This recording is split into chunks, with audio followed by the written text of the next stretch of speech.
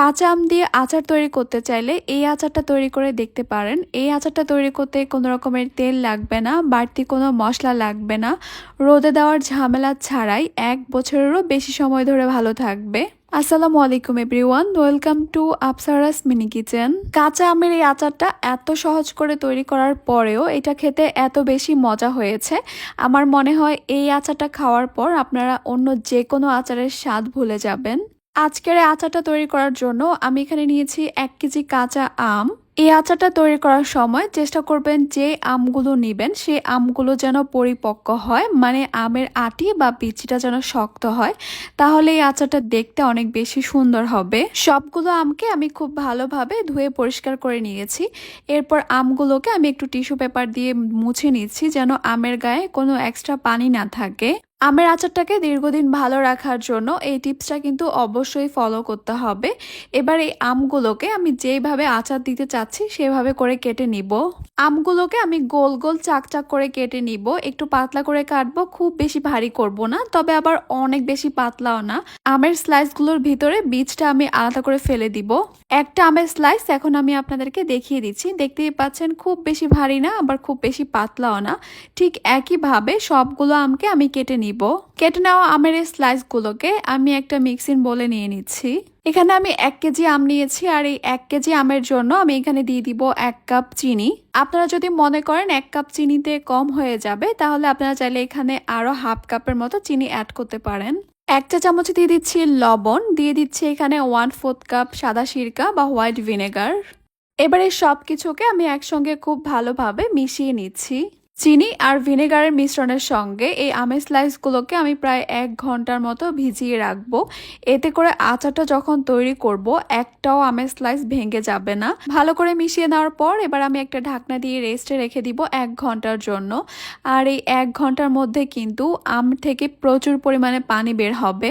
এই যে দেখতে পাচ্ছেন 1 ঘন্টা ঢেকে রাখার পর কিন্তু এখন এইরকমটা পানি উঠেছে। এবার এই সবটুকু পানি সহ এই আচারের স্লাইসগুলোকে আমি একটা প্যানে নিয়ে নিব। কিছুটা চিনি কিন্তু এখনো গলে যায়নি, আমি চুলাটা অন করে দিব আর হালকা হাতে একবার নেড়ে চেড়ে দিব। সম্পূর্ণ চিনিটা গলে যাওয়া পর্যন্ত অপেক্ষা করব।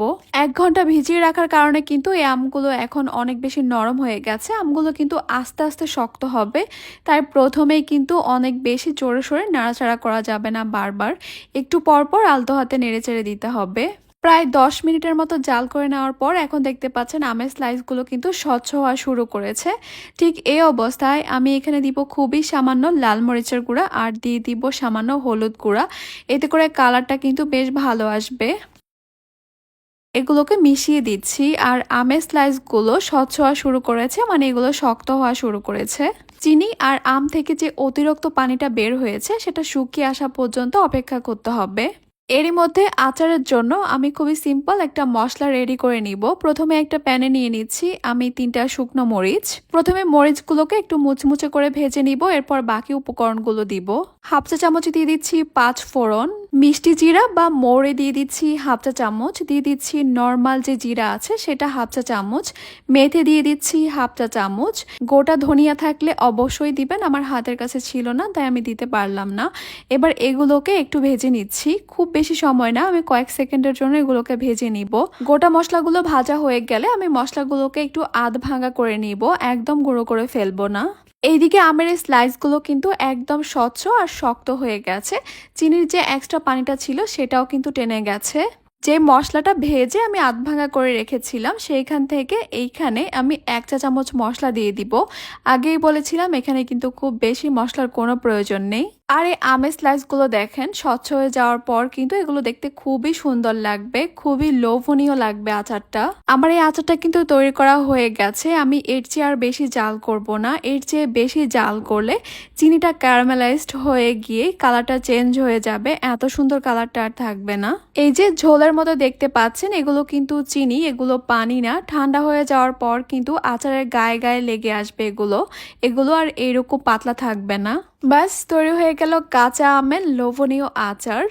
যখনই আপনারা এই আচারটা তৈরি করবেন একটু বেশি পরিমাণে তৈরি করবেন, কারণ এটা সবাই অনেক বেশি পছন্দ করে খাবে।